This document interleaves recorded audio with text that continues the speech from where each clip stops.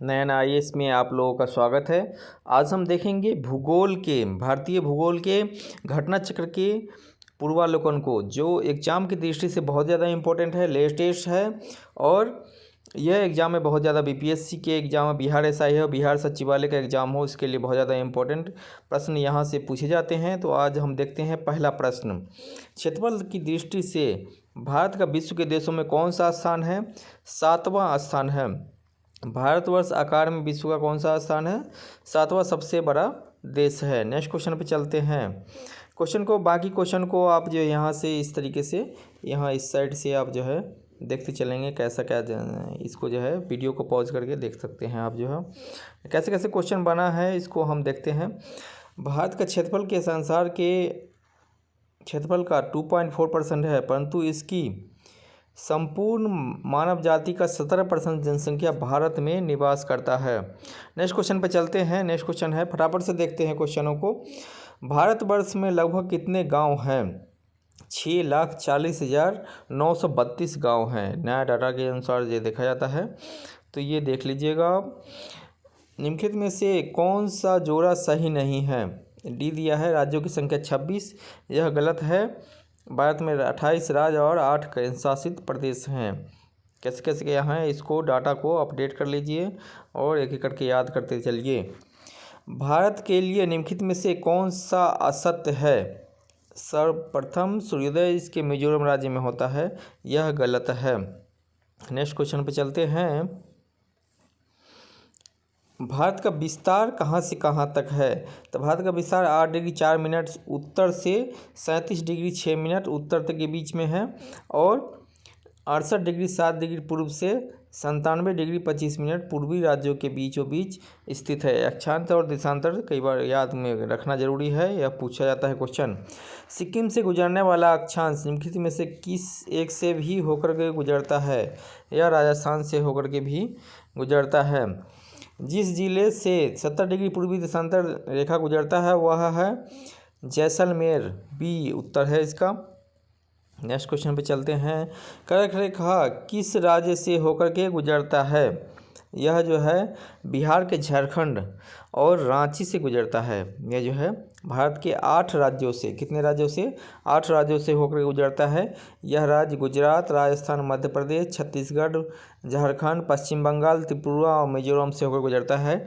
यह आपको याद रखना है क्रम वाइज, पश्चिम से पूर्व की ओर बताया गया है। इसमें कौन से कर्क रेखा नहीं गुजरती है? किससे? मणिपुर से, क्योंकि वहाँ पे आपको याद रखना पड़ेगा त्रिपुरा मिजोरम से गुजरता है, लेकिन मणिपुर से नहीं गुजरता है। निम्नलिखित में से कौन कर्क रेखा के निकटतम दूरी पर है? यह पूछा जाता है।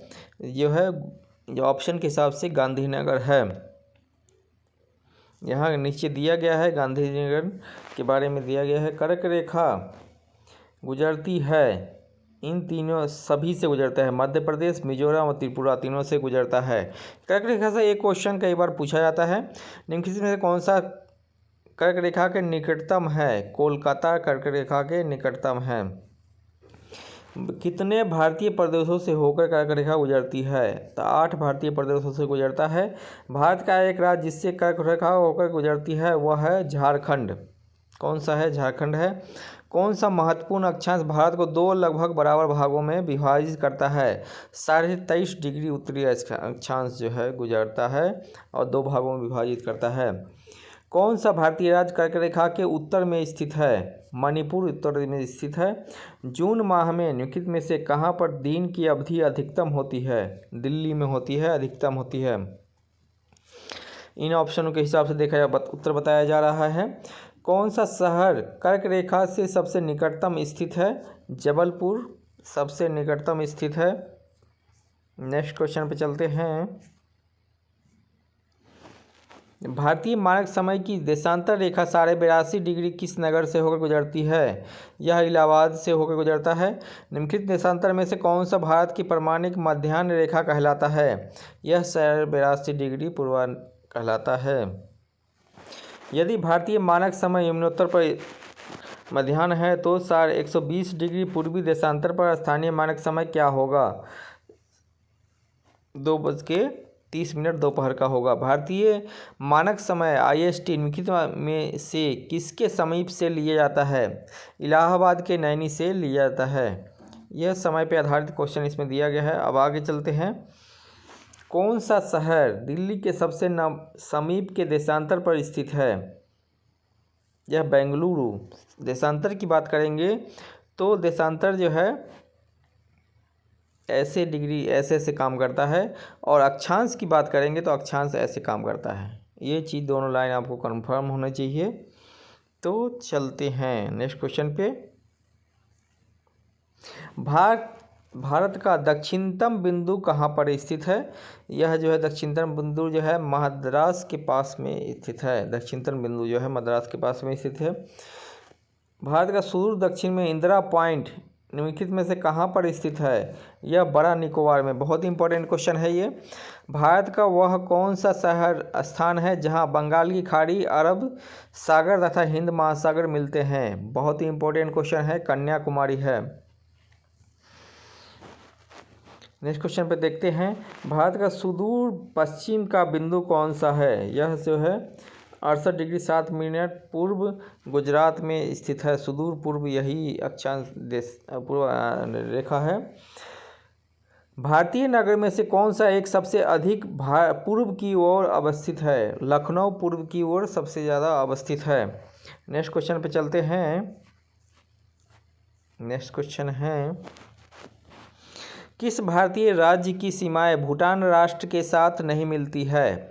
यह मेघालय की नहीं मिलती है।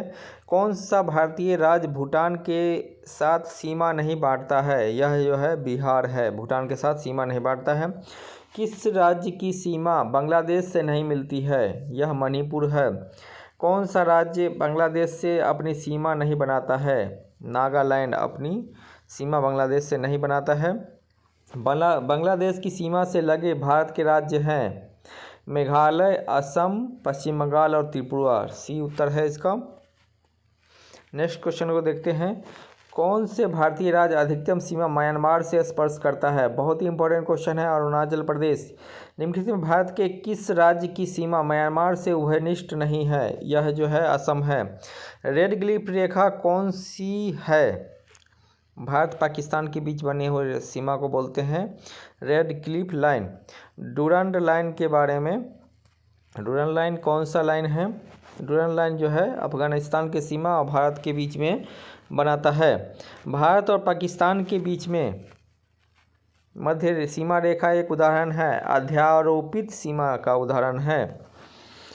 भारत निम्नलिखित में से समूहों में से कौन सा समूह पाकिस्तान के साथ सीमा बनाता है? पंजाब, जम्मू कश्मीर, राजस्थान और गुजरात। देखते हैं नेक्स्ट क्वेश्चन को देखते हैं। नेपाल के पड़ोसी भारतीय राज्यों का युग्म कौन सा है? सिक्किम और बिहार। इस ऑप्शन के हिसाब से किस देश की भारत के साथ सबसे लंबी स्थलीय सीमा है? बांग्लादेश के साथ सबसे लंबा स्थलीय सीमा है। भारत और चीन की उत्तर पूर्वी सीमा का सीमांकन कौन सी रेखा करती है? मैकमोहन रेखा करती है। मैकमोहन रेखा सीमा रेखा बनाती है किसका? भारत और चीन के बीच में बनाती है। किसके द्वारा भारत श्रीलंका से अलग होता है? पाक जलडमरू मध्य के द्वारा भारत श्रीलंका से अलग होता है। भारत के किस प्रदेश की सीमाएं 3 देशों नेपाल, भूटान और चीन से मिलती है? सिक्किम की मिलती है। निम्नलिखित में से किसके 3 तरफ अंतर्राष्ट्रीय सीमा है? त्रिपुरा के बीच 3 तरफ अंतर्राष्ट्रीय सीमा है। भारत का अपने पड़ोसी देश के मध्य अंतर्राष्ट्रीय सीमा के विस्तार का आरोही क्रम क्या है?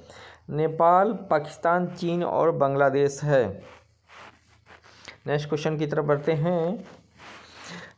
भारत से उपबंध पुरा चुंबकीय परिणामों से संकेत मिलते हैं कि भारत भूतकाल में भारतीय स्थलपिंड सरका है, उत्तर की ओर सरका है।